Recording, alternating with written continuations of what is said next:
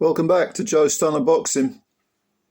You know, over a year ago, I think it was July 2023, Manuel Gallegos fought Diego Pacheco. Pacheco undefeated, went in there with 18 wins, no draws, no defeats, and he stopped Gallegos in 4 rounds. And since then, Gallegos from Mexico, 6'3" well, light heavy at the moment anyway.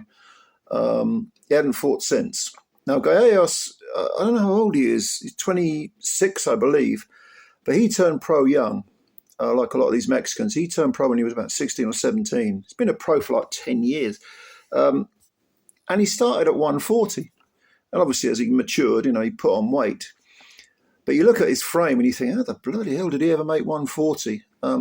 Anyway, he moved up from 168, the Pacheco defeat, and took on the Matchroom, one of the Matchroom starlets, Khalil Big Stepper Coe.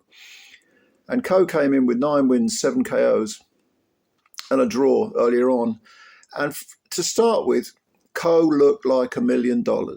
Okay, battering ram jab. He's an orthodox fighter. He was switch hitting a little bit in this fight, really as a survival technique later on. And he looked fantastic early on. But 4 knockdowns later, in the 9th round, he was stopped by Manuel Gallegos in a tremendous upset. 28 years old, Khalil Coe. This is a bad defeat for him because he was being groomed as a future champ. But what went wrong? Well, like I say, he started so well with this piston-like jab. It was a beautiful jab. He was breaking the guard open, but it was noticeable that although Gallegos was shaking when he was hit, he didn't look buzzed. He still kept coming forward. I mean, again, I repeat, God only knows. I know he was 60 when he turned pro, but God knows how he made 140. He didn't look like there was an ounce of fat on the kid. And this was his debut at 175. He's obviously brought in as food for, Coe, who was being groomed as the champ. But as the rounds ticked by, Gallegos, he was just soaking up flush punches and not even blinking. And this must have been disconcerting for Coe even early on, especially as he was using up a lot of energy. This was a 10-round fight, by the way. Now, I think it was, I've got to count these knockdowns. In the 5th round, I think it was the 4th round, the round before the first knockdown, which I think was the 4th, Gallegos was really putting it on Coe, and Coe was beginning to feel the pace and beginning to lose his shape and lose his rhythm and lose the sense of distance.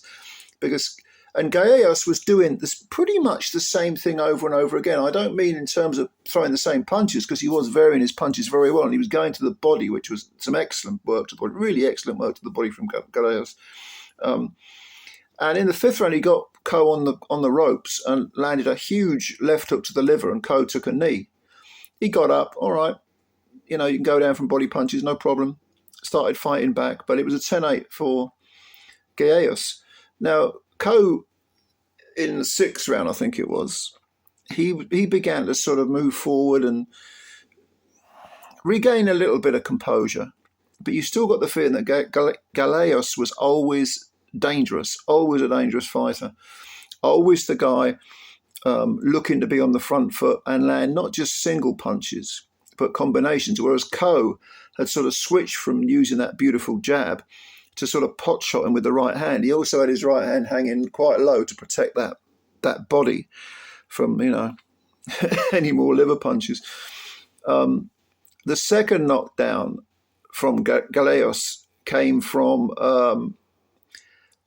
I can't remember which hand it was. He's an orthodox fighter, so it might have been the backhand right. But Coe was sort of side on, and it went through Coe's guard and clipped him. Actually, I think it was coming upwards. It might have been an uppercut, and it clipped him on the jaw.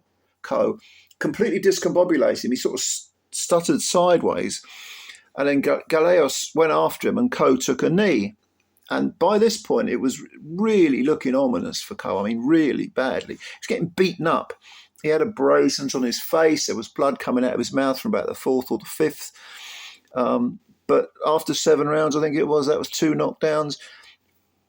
Or was it the 8th, second knockdown? I can't remember. I always lose track with these knockdowns. But anyway, the round afterwards, which was I think it was the 8th. Yeah, the 8th. There was a third knockdown, and again this was from a body punch. Galos, he was working body, head, body, both hands, doing a beautiful job with the body. I mean, typical Mexican stuff, left hook to the liver, like Julio Cesar Chavez Sr. used to do. Marvelous stuff, it really was.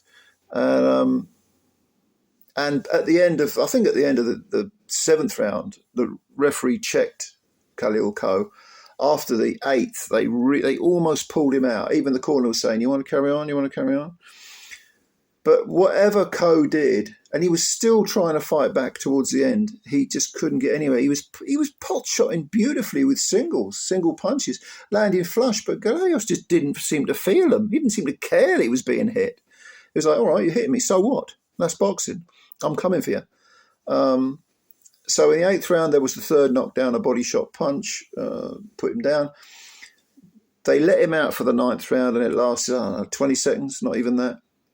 Khalil Coe got caught in the corner. He was absolutely exhausted, shattered. He was beaten up. The fight was beaten out of him, all right? Not just beaten, he was beaten up badly.